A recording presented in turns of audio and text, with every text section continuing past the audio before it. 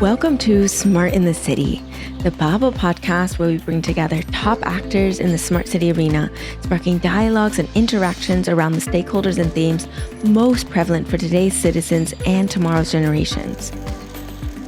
I am your host, Tamlin Shimizu, and I hope you will enjoy this episode and gain knowledge and connections to accelerate the change for a better urban life.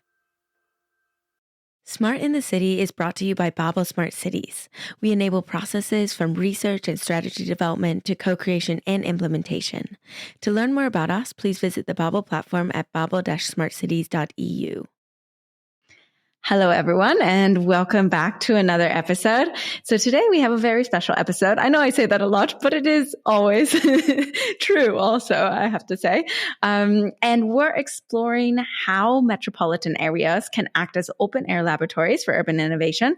And specifically, we'll dive into the QMI program, which is one of the largest urban experimentation initiatives in Europe, driven by the Greater Paris metropolitan region. So I know that sounds like a mouthful, and I'm excited to dig in a little bit more.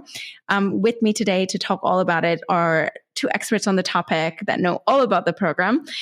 With me today is none other than David Monteau. He's the Director of Economic Development, Attractiveness, and Digital Affairs at the Greater Paris metropolitan region. Welcome, David.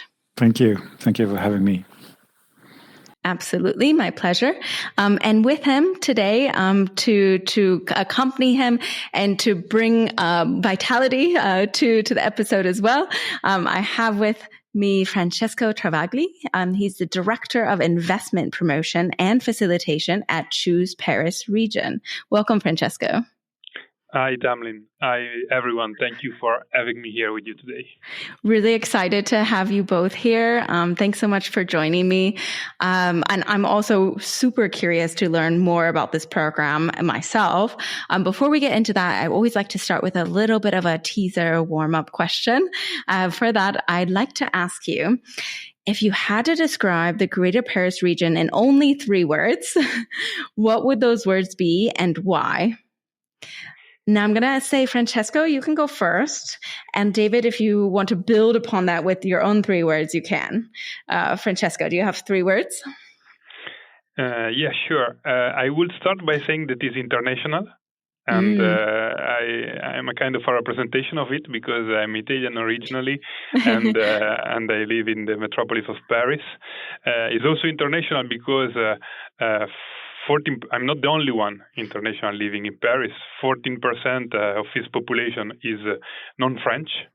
Is really at the heart of Europe. In the heart of Europe, there is the biggest concentration of Fortune 500s. There are 15,000 international companies, and incredibly, 1 job out of 6 is in an international company. So is really an international city and metropolis and region.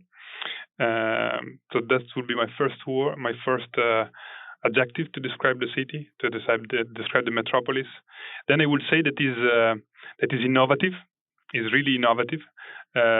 Since 2008, there are multiple smart city initiatives in smart lighting, mobility management, real-time water and water quality monitoring. So it's extremely innovative as a city, and there is a huge concentration of startups, accelerators, incubators that in all verticals that are represented in Paris. And then I would also say that is a very strong metropolis. I would say that it's strong because is a metropolis that has been capable of overcoming crisis, the debt crisis in 2009, the COVID crisis, the small real estate slowdown, the recent one, and is resilient on that. And that is because there are millions of tourists coming every year, 15 million visitors, is a top financial center, is a leading business hub in Europe, and is the number 1 destination in the European Union for foreign direct investments. And I think all this makes it that is a unique global city, which is own character and its own path. So that makes it very strong.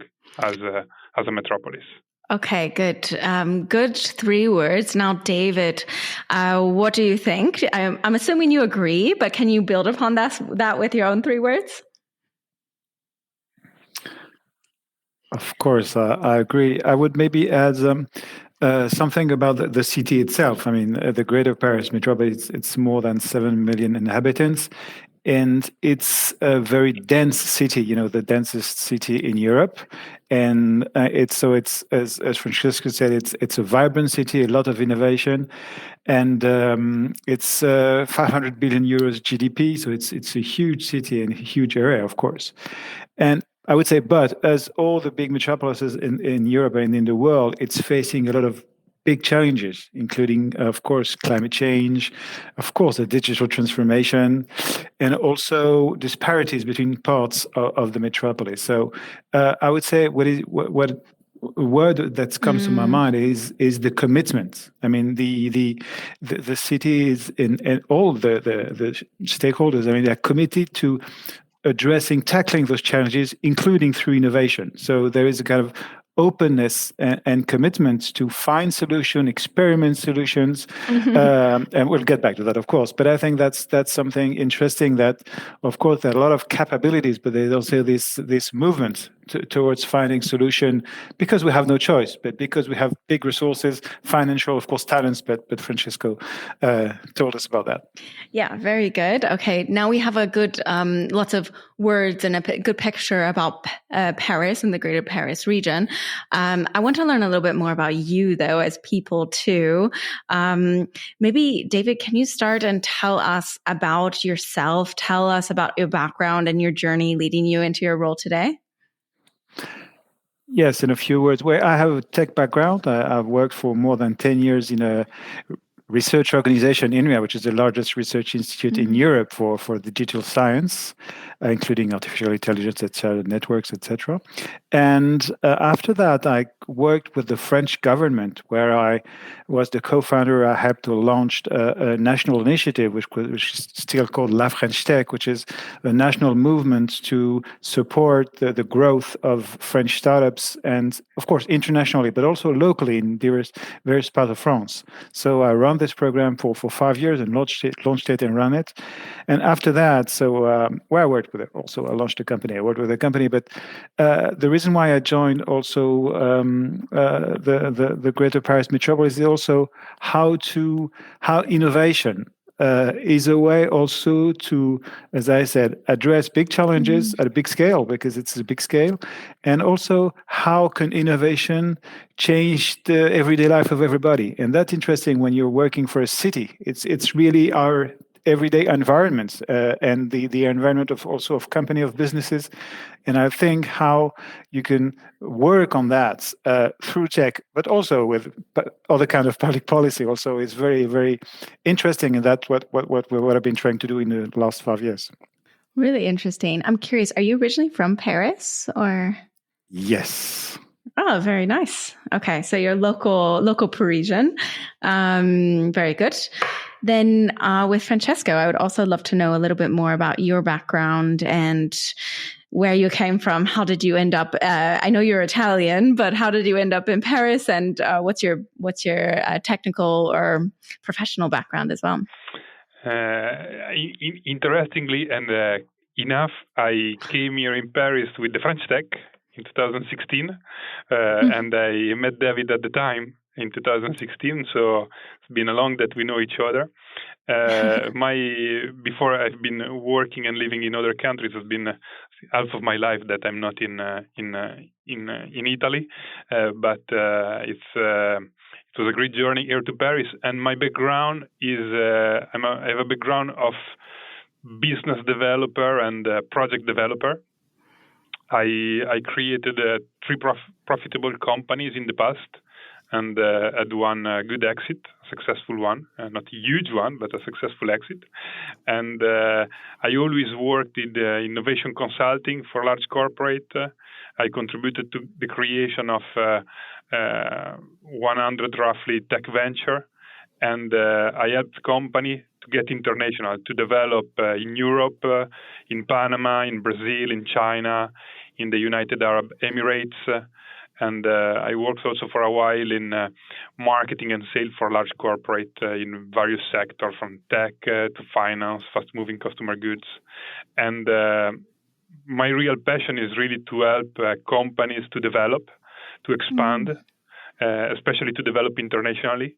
And that's why today I do this job of investment promotion and facilitation to help foreign companies to expand in France, in the Paris region, and in Europe. Okay, really interesting background too. Thank you. Okay, great. And David, I want to ask you a little bit more now about the QMI program. What is it? What does that mean? What motivated its launch, and what goal did Greater Paris Metropolis have in mind for it? Mm-hmm. So, well, QMI is Quartier Métropolitain d'Innovation, as everybody knows. So it's a Don't make me say that, please. I won't. So there are metropolitan innovation districts. Well, I'll get back to that and explain what it's about. But as I said earlier, the urban area, the metropolitan area, faces major challenges. Social inequalities, climate adaptation, and we see here that there's a big opportunity to build a more resilient and balanced, inclusive region and urban area. And that's, in a way, that's in that framework that we launched and imagine the QMI. So it's about leveraging innovation and experimentation to try to identify the most relevant innovation that would help us face those challenges. So we launched a program which is quite big. So it's an experimentation program designed actually to connect the region dynamic innovation ecosystem, the startups, also the larger company that develop, an innovation, and would like to experiment it to see how it works and the solution it brings in real life, I would say. But to do this experimentation, you have to be well connected with the local public authorities, and that's the main challenge that we face, and that's actually what QMI was designed at. It's really how to have these two worlds work together, because in fact they rarely collaborate effectively. We said, of course. Yeah. On the one hand, entrepreneurs, they struggle to understand how those curious public institution works and function, how budgets are voted, how procurement works, how to launch pilots. So we don't share the same expectation. It's really about how we work. And on the other hand, the municipalities, they don't always know how also startups and businesses works, but also they're not always familiar to how to engage with startups. They want to do it, but also they not always understand the same language and get also the pace of innovation and how to stay aligned to your mission when you're a public organization, and to experiment products and how to, after that, scale it. And that's also the second challenge, but I guess we'll get back to that later. So this is QMI. It's a framework, and to do concrete joint projects, experimentation with local authorities in real life, and startups and innovative company in general. Yeah, this is such a challenge in every city, let's say, is really bridging this divide. I want to, we'll dig into that a little bit more in a second, but also from Francesco, from your point of view, as Choose Paris region, what made you decide to get involved? And can you explain a little bit more your involvement there? Sure. When the Greater Metropolis and David pitched us the Metropolitan Districts of Innovation, we got right away attracted and convinced of the fact that we want to support it, because for us there is a real sandbox where the city of tomorrow is built. Is a testing ground for ecological and the social transition. We believe that thanks to this program, we contribute to improve the quality of life of the citizens and in the urban area of our region and of the metropolis. This is why we decided to commit to this project and to bring it an international dimension. This is really the role of Choose Paris region, is to bring it an international dimension.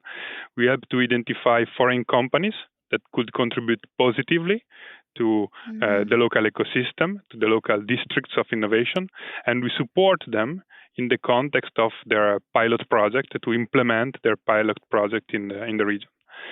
We believe that foreign direct investments are very important for the metropolis, and it's the most attractive metropolis in the European Union for foreign direct investments, and those investments are crucial for our territories because while, of course, each areas around Europe and around the world have specific characteristics, there are often shared challenges. So foreign investor might have already faced those similar challenges elsewhere and developed effective solution for those challenges. And this solution could rapidly be adapted, tested, and deployed in the Paris metropolis, ultimately benefiting our residents. Moreover, today some companies are built since the beginning to be international. So actually the fact of coming in the Paris metropolis from elsewhere is not slowing them down, or is not something that will make them difficult to deploy their projects. Makes a lot of sense, Francesco. I'm always interested to understand how the international companies can get really integrated into local ecosystems and really implement successful pilots that can be scaled up. So I think these programs are definitely a great stepping stone into that. David, I want to understand a bit more from your perspective, practically, how does this all work? So how does the QMI program integrate startups and municipalities? How do you help them collaborate more effectively? Yeah, can you walk us through kind of that process? Yes, of course. First of all, a few figures. So now we have within this program, we have 10 cities, so 10 municipalities and 10 districts all across the urban area, the metropolis. And it's 18 months process. I'll get back to that. And we within the program, we have in total 75 pilot projects, all about transforming the city. So it's 75. Not all of them will succeed, of course. Maybe some will fail, of course, because it's innovation, by the way. So that we don't know. So there is a kind of have to fail. Have to fail, and yes, and we're taking risk, and it's all about that. Sharing the framework is also how we share risk, and we take risk together between the public part and the entrepreneurship and the entrepreneur part. So 10 cities, 10 districts, and but the same process. And the process is basically it's really a method. It's about building trust about the people. Of course, accelerating innovation, starting from the needs and the vision of the local authority. What does this city, what do they want? What do they need? What's the vision of the mayor also? And all the staff of the city. So what do they need? What are the problems you're facing? Very local, depending really on your ecosystem. And based on that, we also, after that, identified and the use cases and work, including with Choose Paris region, to source and identify the best innovation that could bring a solution to these problems. So it's a kind of big contest and a call for proposal, if you want, global, and we try to source and attract companies, of course, from the Paris region, but also from the rest of France and from the international level. And after that, we really organize the project and put it in place with the local mayor and with the company. And we help manage the project itself. And there's also a methodology to accompany the project and have it being deployed. And so there's a framework. We have experts from our, we have an agency called Paris & Co., and they are, bringing resources, people that go on site and work and do this also in kind of, in a way, translation work between the companies, entrepreneurs, and the municipality. And they deploy together the pilot. It's an 18-month project, usually, with a big evaluation phase at the end. It takes a lot of time. We have designed with Paris & Co. methodology to evaluate and assess the impacts of the solution. And after that, of course, we accompany also to help the companies sometimes find fundings. And although the legal framework is very, carefully designed. And after the experimentation, the challenge is what's next? It's important for the company because, of course, it's a test.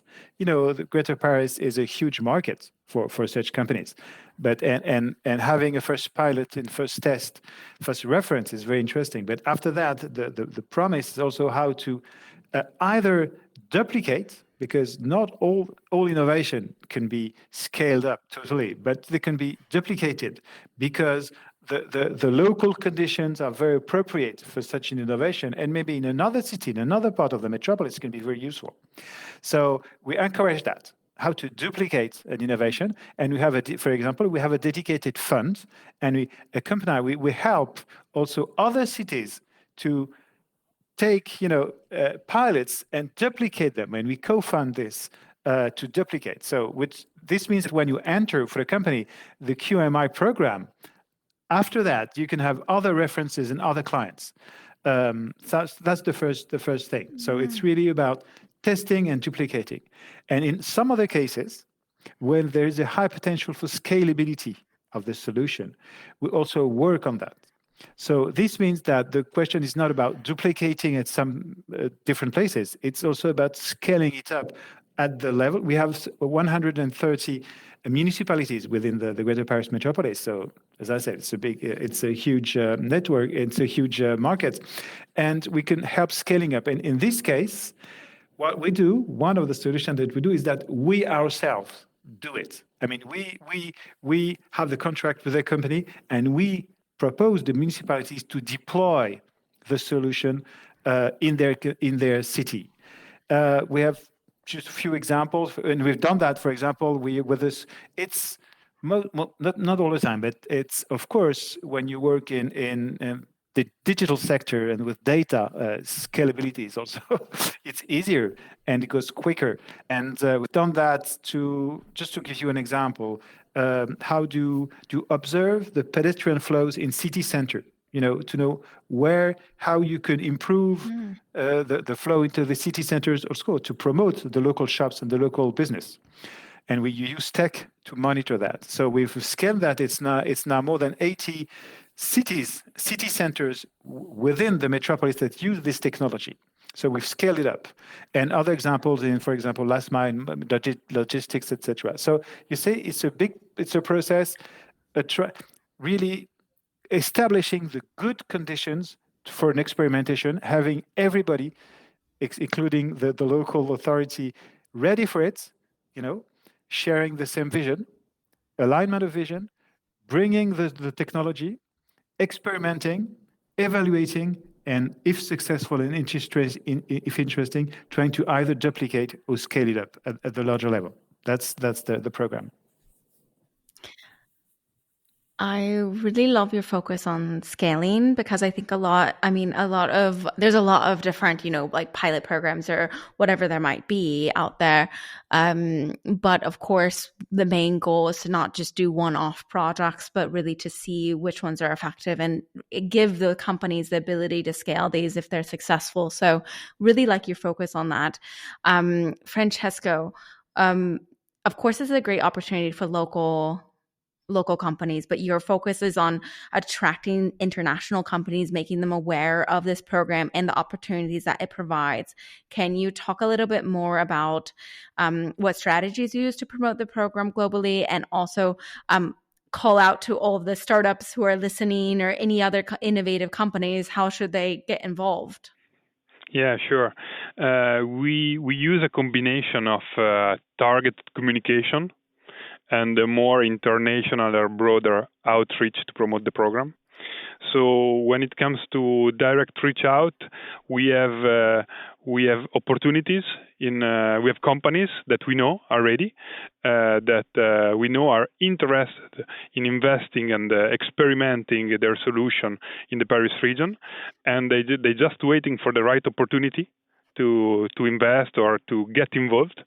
So that's how we do direct reach out. So we presented this opportunity, the Metropolitan District of Innovation, to those companies, because we know that they are just there in the starting blocks and ready to come.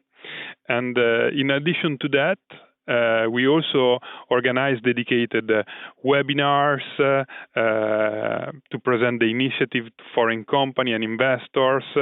We regularly share news in our social media channels. Each year in the Paris region, we receive dozens of international delegations. So we introduce to them also the program, and during their visit in the Paris region, we expose them to what the program is and to some accomplishment of the program and to what the program realized for those companies that are already here. And we also use to do a broader reach out. We also use high visibility international events where we present the program, such as VivaTech that happen here in the Paris region in a couple of weeks, and Change Now, but also Smart City Expo that happened in Barcelona. We promoted the event worldwide, and especially in Europe, but worldwide, to try to attract those companies and connect those companies to the opportunity that they could come, and to make them understand that actually this initiative is a real gateway to the French and European market, so they could exploit it to the maximum of its potential. And the results are quite there, because we have to each time on each cohort we have a good international response, between around 20%, I would say, between 20 and 25% of applicants are international companies. So we see a real interest worldwide for this initiative.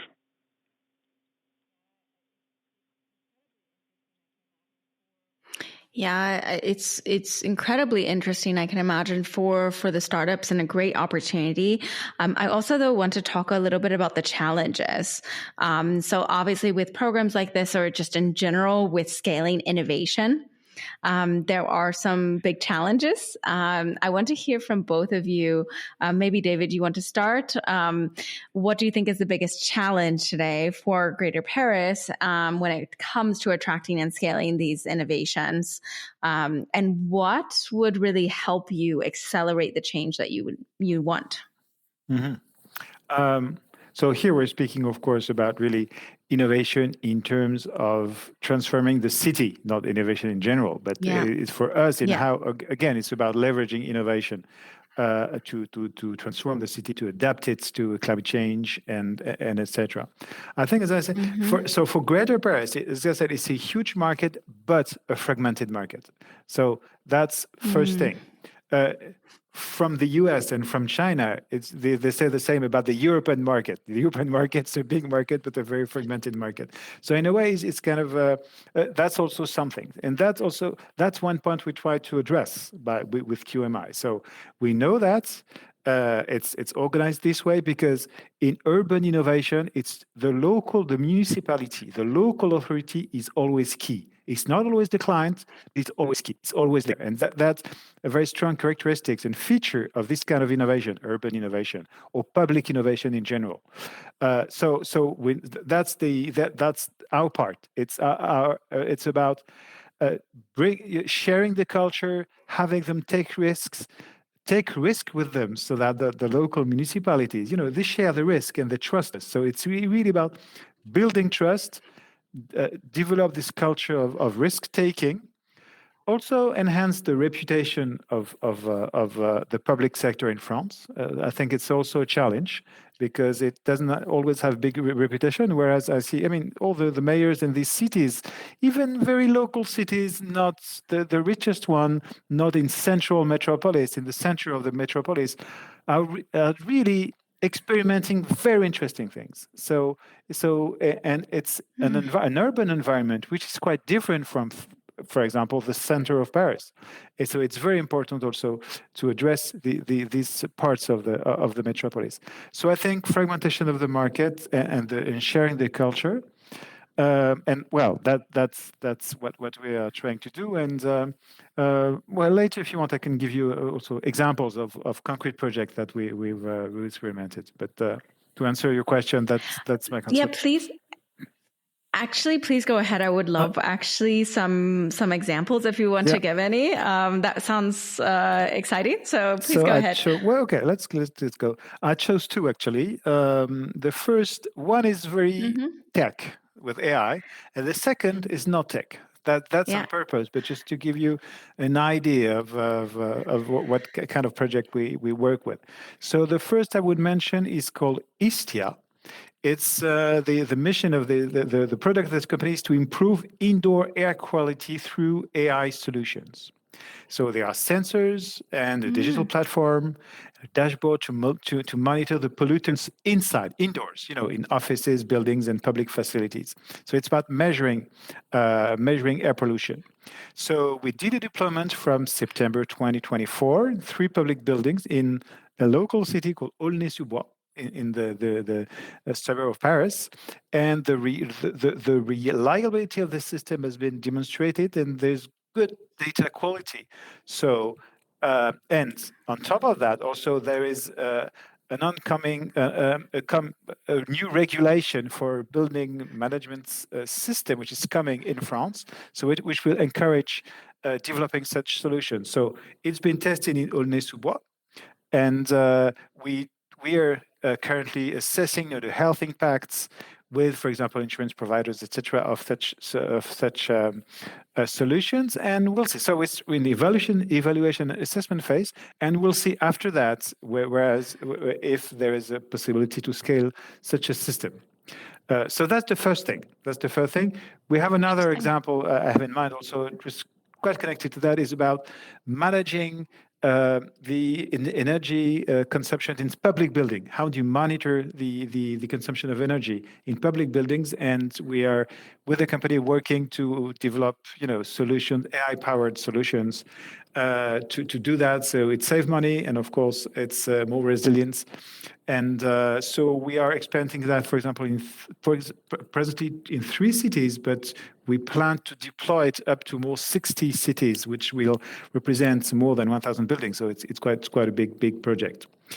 And so that's the first thing. It's really about leveraging data, AI, for improving, the monitoring and for example, in fighting in that instance against air pollution. Another example, maybe, it's with Purple Alternative Surface, which is so this company develops an eco-friendly permeable pavers, which is made from recycled plastic to support rainwater infiltration, which is a big problem, of course, as you know. So this has been tested and in parking spaces within a QMI, and with a partnership with a larger company called Colas, and it's been trained, and it appears to be quite effective, and the municipalities is very interested. And well, it appears that the company has raised money recently, and from Suez, the French larger company, and they did a Series A round, a 10 million euros investment. So this means that this experiment also allows to validate, the technology. And after that, we'll see. If they raise money, so now they're going to deploy it at the larger scale. So this is where we are now. I don't know where we're going, but it's a first reference and a validation of the technology, and also the fact that the industrial ecosystem, Suez in this case, is interested in it. Also brings light to the interest of the solution. Really interesting examples. Thanks for those. I'm really quite curious to dig into also other companies that you've worked with. I'm going to have to get a full list from you, I think, afterwards, because they're quite interesting. Francesco, I want to ask you also to talk a little bit about, from your perspective, the challenge that you see, or challenges. I'm sure there's many, of course, that you see when you're looking at, okay, you're bringing in these companies, you're getting the pilots, you're trying to scale them. What are the challenges there that you encounter? I think that first there are I would like also to mention at least the challenges of the destination. It was mentioning it before also a little bit, David, at the beginning of our conversation. Paris is the most densely populated city in Europe. There are 40 million trips that are made each day by the residents, by the workers, and by the visitors. The area hosts a very large infrastructure. There are approximately 120,000 construction projects that are initiated every year, and also of the buildings have been built before 1974 and did renovation. So the destination is really an intense use area that fosters the emergence of new, more resilient, and more efficient urban economic models. So there are the opportunities for those companies to come and to solve the challenges that we face here in Paris region. And locally, if I can give them some advices to succeed, I would say that they have to combine first, maybe three things. First is that they have to combine a global validation with local credibility. The example that was giving David about raising money and building partnership, this is really what shows that there is a work with the local ecosystem. From day one, they land quickly local reference, and they show that they are involved and credible for what they want to build. To be credible, they also have to put leaders on the ground fast. And that's what I would give as an advice, to have founders to come or a C-level executive to stay here for 12, 18 months. For international company, it's very good. Relocation if possible, or if it is not possible, at least come twice a month to visit and to be very connected to the teams that he puts here on the ground to implement, and actually to recruit bilingual teams quickly and to be here. It what could play a real difference. And last but not least, I think they have to leverage the local ecosystem. So industry trade shows, joining into incubators and accelerators, or joining clusters, sectors associations, and actually build partnership, also innovation partnership, whatever, but with the local ecosystem to think globally, but really to act locally here in the Paris region. That I think what they need to do to succeed, and these are the challenges that they have. And then locally, apart from the challenges that we want to solve, well, there is the European highest concentration of corporate, the highest concentration of French policymakers. Key institutions are here. Paris metropolis is where the decisions are made, where ambitious projects are realized, where we set ambitious goals, such as getting rid of thermal vehicles or more in general carbon neutrality. There are really all the opportunities for international companies to succeed. They can find them here. So it's not just on them, but most of it is on them, and we are here to help. Good. That's really great tips, I think, for the international companies. So before we wrap up the main interview, I also have to ask you a little bit more about VivaTech. I know it's one of your big events coming up in Paris. Maybe Francesco, you want to give us the lay of the land. What are you expecting for VivaTech? Why should people come? Just very briefly, tell us about it. Sure. VivaTech is a great event. It's a primary event to connect with European thriving tech ecosystem. is a major event for the Paris region, is a gateway to business success in the Paris region and more largely in Europe.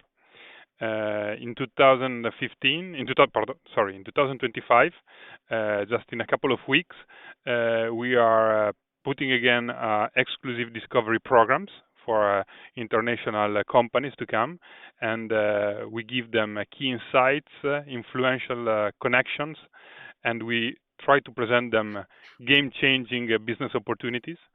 So we organized just the day before what we call a tech meeting about generative AI. Tech meeting is a large open innovation event where we connect international startup with large corporate of the Paris region. Then we have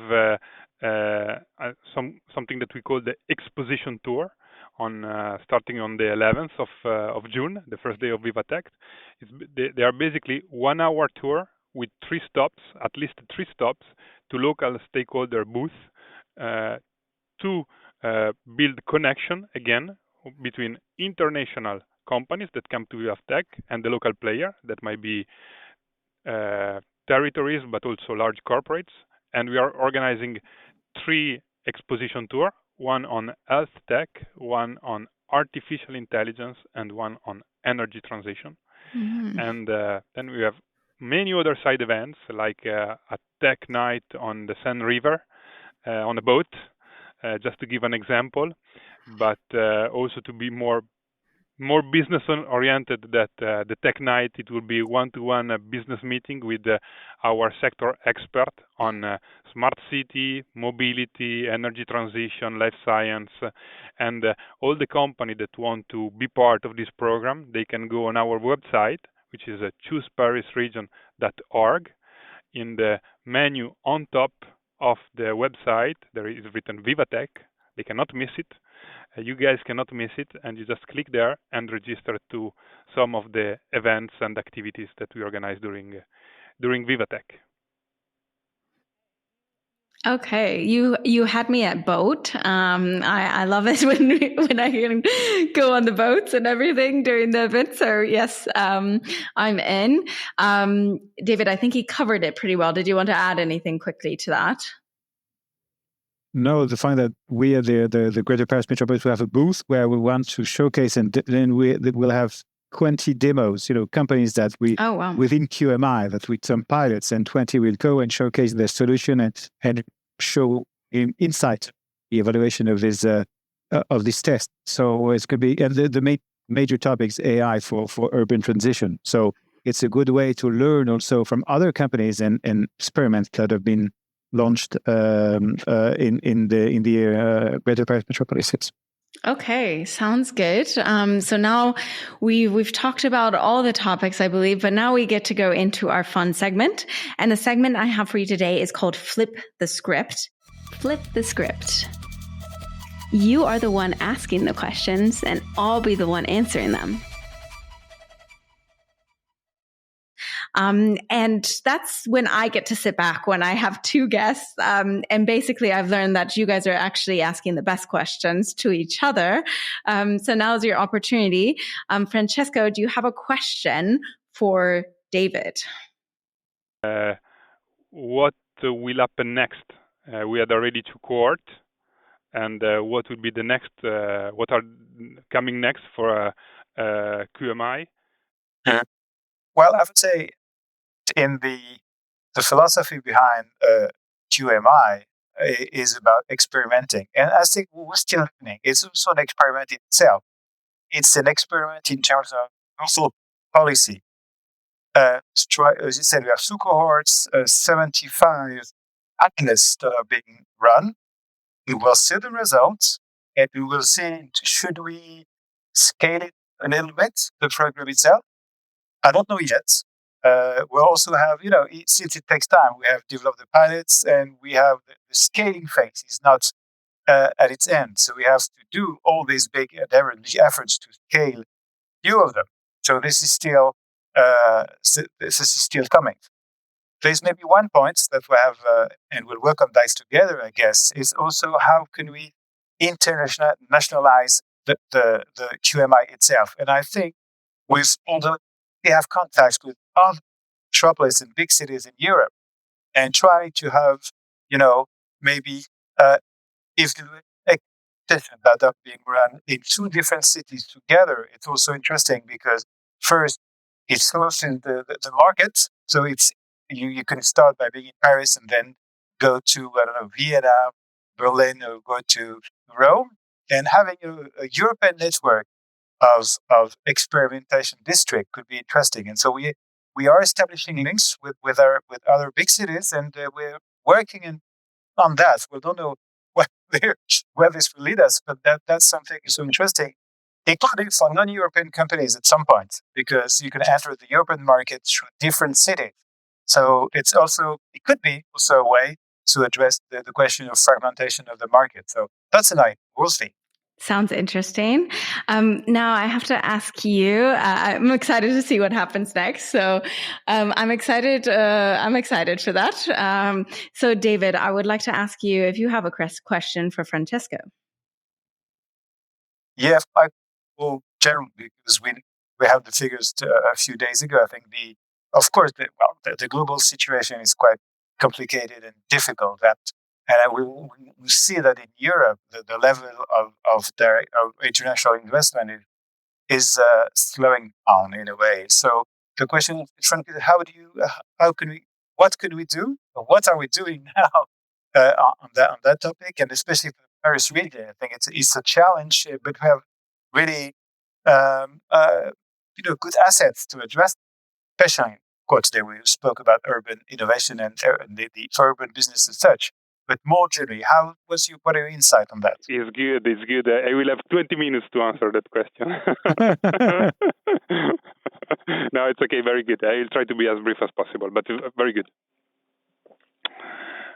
As you were definitely saying, we are experimenting a worldwide slowing down of foreign direct investments. In Europe we see it particularly, but generally speaking, the number of companies that move around is slowing down. They are all waiting. There is instability, so they are all waiting.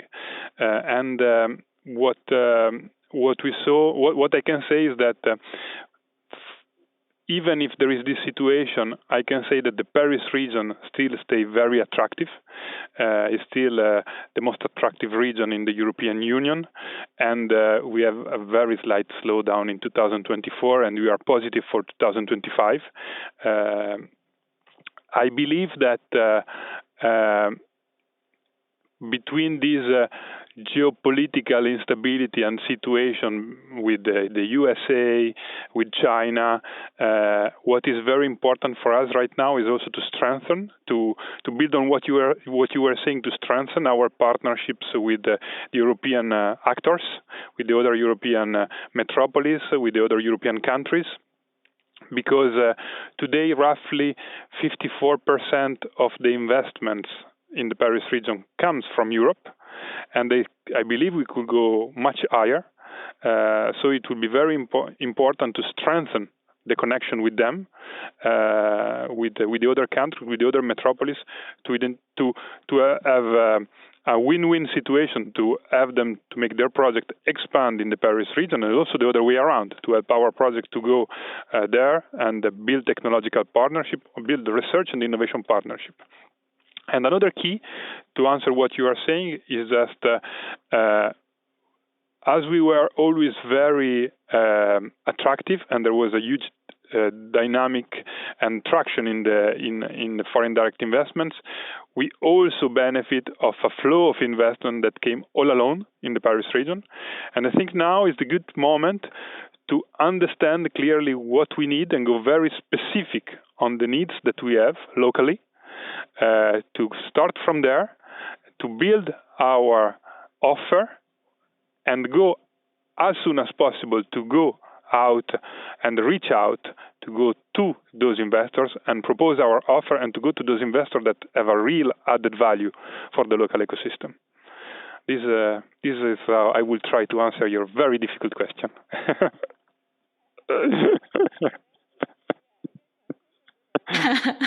Good questions. Yeah, good questions and good answers too. Now we come to our final part, and that's our recurring question we ask every single guest. briefly, if you can just say to you, what is a smart city? Also a difficult question for you, Francesco. A smart city for me. When I think of smart city, I still sometimes think of science fiction. I imagine the science fiction movie. That's what the first thing that came in my mind. But to be more concrete and to be more realistic, to me is when innovative technologies improve the quality of life of citizens and have a positive environmental, social, and ethical impact. For me, a smart city is a city that is intelligent and is built for its inhabitants. Very good definition. I like it. David, what's your take? I think the smart city is a marketing concept at the start, and I think that fundamentally a city is a smart body. It's an intelligent living organism. It's also a concentration of intelligence, of course, because of its density, but also a concentration of problems and difficulties. And I think the definition of intelligence is how do you adapt to your environment. And I think a smart city is not about technology or no technology. I mean, low tech or no tech can be very smart. For example, planting trees or designing planes are very clever and intelligent to adapt the city to major and to the environmental changes. So I think it's really about adapting to the environment. When the city is a very strong infrastructure, it's very difficult and costly to move. And the smartness is it's in between. It's how to adapt. It's also about resilience. How do you adapt through tech? I think innovation is key. Through tech, but other kinds of innovation also, and to adapt, of course, to fit and meet needs of the people and the companies that live there. And the needs are changing. And of course, tech is changing the way we live and the way we work in the city. It's changing. It's going to change. It's going to accelerate. And how this huge infrastructure is adapting to that. That's the change. And to me, smart as intelligence, it's about this adaptation. Very good definition too. I'll take it. With that, I have to thank both of you for your time. It was lovely to speak to you. Really interesting for me to learn more about Paris and the QMI, the QMI program. I'll get my acronyms correct. Exactly. So thank you so much for speaking to me. I really appreciate your time. Thank you very much, Tamlin, for having us. Thank you very much. For inviting us. Absolutely. Yes. And thank you, of course, to all of our listeners. It doesn't happen without you either. Don't forget, you can always create a free account on babel-smartcities.eu, and you can find out more about smart city projects, initiatives, solutions, implementations, and more. Thank you very much. Thank you all for listening. I'll see you at the next stop on the journey to a better urban life.